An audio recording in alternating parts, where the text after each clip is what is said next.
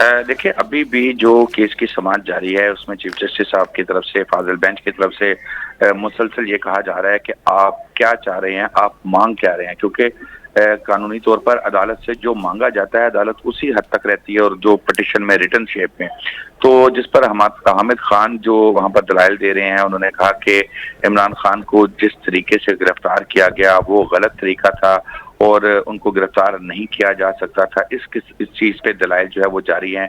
इमरान खान के साथ बदसलूकी की गई, पुरतशद्दुद गिरफ्तारी की गई, रिकॉर्ड के मुताबिक मुकदमा शायद कोई और मुकर्रर था।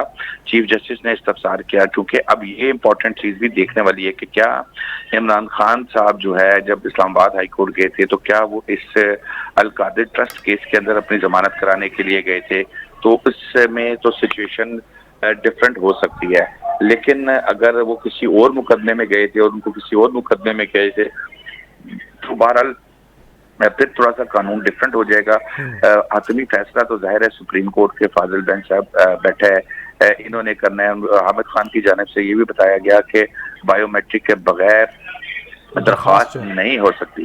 पहली बात यह है कि जस्टिस अतर मिनल्ला ने कहा, रिमार्क किए कि इमरान खान को आता अदालत में जब दाखिल हो चुके थे एक मुकदमे में, अदालत ने बुलाया था उनको, दूसरा मुकदमा दायर कर दिया गया। फिर फादर जस्टिस ने यह भी कहा कि क्या इंसाफ तक रसाई का हक खत्म किया जा सकता है। फिर उनके ये रिमार्क भी सामने आए कि क्या बायोमेट्रिक से पहले दरख्वास्त दायर हो सकती है, जिस पर हामिद खान का ये कहना था कि बायोमेट्रिक के बगैर दरख्वास्त दायर नहीं की जा सकती। पहली बात यह है कि बायोमेट्रिक हाथ अदालत में दाखिल हो चुके थे, एक मुकदमे में बुलाया गया था, दूसरा मुकदमा जो है उसमें उनको गिरफ्तार किया गया, जिस पर चीफ जस्टिस ने कहा कि नैब ने तौहीन अदालत की है। अदालती हुक्म के मुताबिक दरख्वास्त जमानत दायर हुई थी लेकिन मुकर्रर नहीं हुई थी। गिरफ्तारी से पहले कब रजिस्ट्रार से इजाजत लेनी चाहिए थी। फाजिल चीफ जस्टिस का यह भी कहना था कि बायोमेट्रिक के बगैर दरख्वास्त दायर नहीं हो सकती।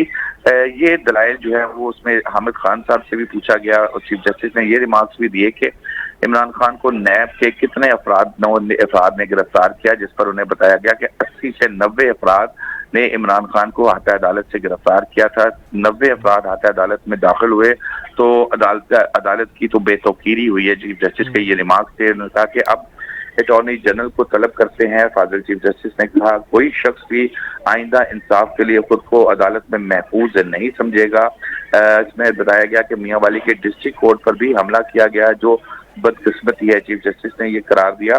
जस्टिस अतर मिनल्ला ने भी रिमार्क दिए। उन्होंने कहा कि सुप्रीम कोर्ट से क्या चाहते हैं आप, जैसे मैंने इससे पहले सबसे बात की थी कि जो अदालत से मांगा जाता है रिटन शेप में, अदालत उसी हद तक जो है वो रिलीफ देती है, जिस पर हामिद खान ने ये कहा कि अदालत इमरान खान की रिहाई का हुक्म दे। मामला अदलिया के एहतराम का है। चीफ जस्टिस अतर मिनल्ला जो है उन्होंने कहा, जस्टिस उमर अता बंदयाल के दिमाग से उन्होंने कहा कि वारंट की तामील कैसे हुई, ये बात बहुत अहम है। कानून पर अमल दरामद ना होने के सबसे बड़ी वजह जो है यही है। इसके अलावा अदालती रिकॉर्ड के मुताबिक दरख्वास्त दायर हुई लेकिन मुकर्रर नहीं हुई।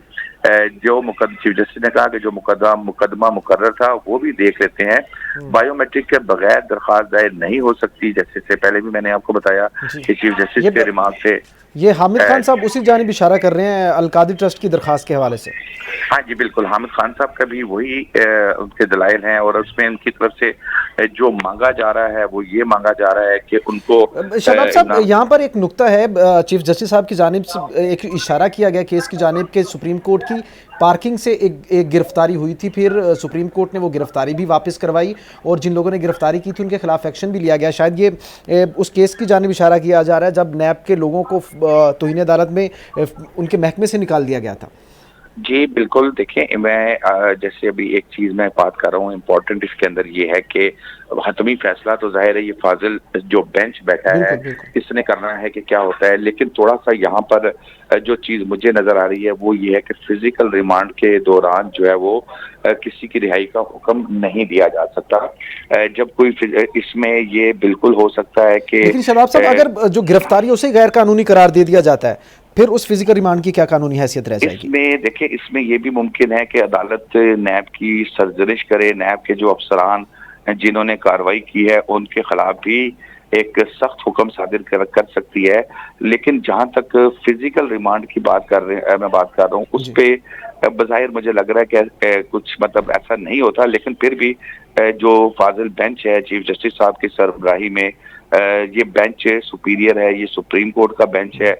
कोई भी ऑर्डर इनकी तरफ से हो सकता है क्योंकि सुप्रीम क्योंकि कोर्ट की जानिब से। टेक्निकली अगर देखा जाए शादाब साहब, अगर टेक्निकली देखा जाता है इस वक्त जो मामला अदालत के रूबरू दरपेश है वो गिरफ्तारी का है, और और जो जिस्मानी रिमांड है वो तो गिरफ्तारी के बाद ही लिया जा सकता है। अगर गिरफ्तारी ही कल अदम करार दे दी जाती है जिस तरीके से गिरफ्तार किया गया है, तो फिर जुडिशियल रिमांड में तो डायरेक्ट इन्वॉल्वमेंट नहीं बनेगी। देखिए, जो जब गिरफ्तारी को अगर वो फौजिल अदालत ये गैर कानूनी भी करार दे देती है, तो फिर दूसरा मसला उसका आ जाएगा फिजिकल रिमांड का। तो फिर अदालत को मेरी दानिश में ये हुक्म भी सादिर करना पड़ेगा कि उनका जो फिजिकल रिमांड है इसको तोड़ा जाता है, खत्म किया जाता है। और ये हुक्म मिल के, यानी कि दोनों अहकामात जो हैं, एक ये हुक्म है कि जो है गिरफ्तारी है वो गैर कानूनी है, और जो फिजिकल रिमांड उनका दिया गया है वो भी खत्म किया जाता है। इस तरह का कोई हुक्म आए तो फिर इमरान खान यानी साहब कि की। फिजिकल रिमांड को एड्रेस किए बगैर इस मामले को अंजाम तक नहीं पहुंचाया जा सकता। जी बिल्कुल बिल्कुल बिल्कुल, ये मेरी दानिश में है। बाकी जो बेंच है जाहिर है वो सुपीरियर है, और वो बेंच सुप्रीम कोर्ट का बेंच है, और मतलब जो जज साहबान वहाँ बैठे हैं वो भी जबरदस्त मतलब कानून के ऊपर ढेर सारी नॉलेज रखते हैं। तो यकीनन उनकी जानिब से जो फैसला आएगा वो कानून बनेगा।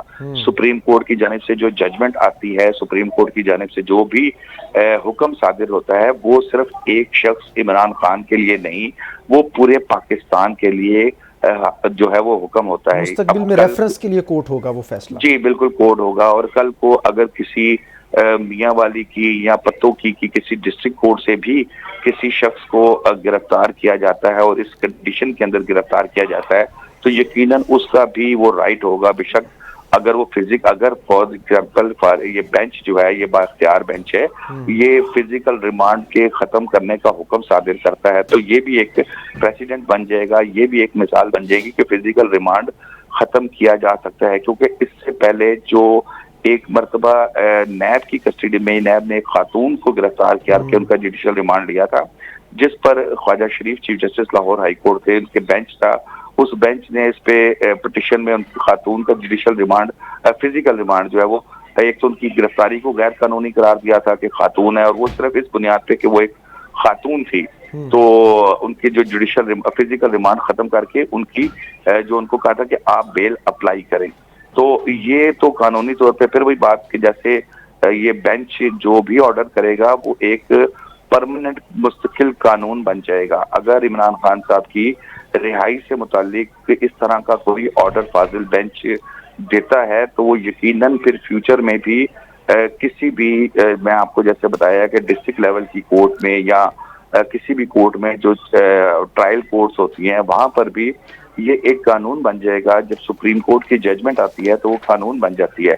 फिर कोई शख्स जो है, चाहे वो छोटा जेब कुतरा हो या कोई भी हो, अगर उसको भी इसी तरीके से आता है अदालत से गिरफ्तार किया जाएगा, तो वो इसको एक रिलीफ मिल सकेगा, फिजिकल रिमांड भी खत्म किया जा सकेगा। अगर ये बेंच करता है, तो अगर फाजिल बेंच करता है तो फिर फिजिकल रिमांड भी खत्म किया जा सकेगा और रिहाई भी की जा सकेगी। तो जाहिर है बेंच जो है वो अब इस पे समाअत कर रहा है। जो भी ऑर्डर बेंच का सामने आता है, अगर वो बेंच इस तरह का सिर्फ ये ऑर्डर कर देता है, बेंच के जो चीफ जस्टिस ये इनकी सरबराही में फाजिल बेंच ये ऑर्डर करता है कि अगर उनकी गिरफ्तारी का जो तरीकाकार है ये दुरुस्त नहीं है, जो गिरफ्तार करने वाले हैं इनके खिलाफ कंटेम्प्ट ऑफ कोर्ट की कार्रवाई भी हो सकती है।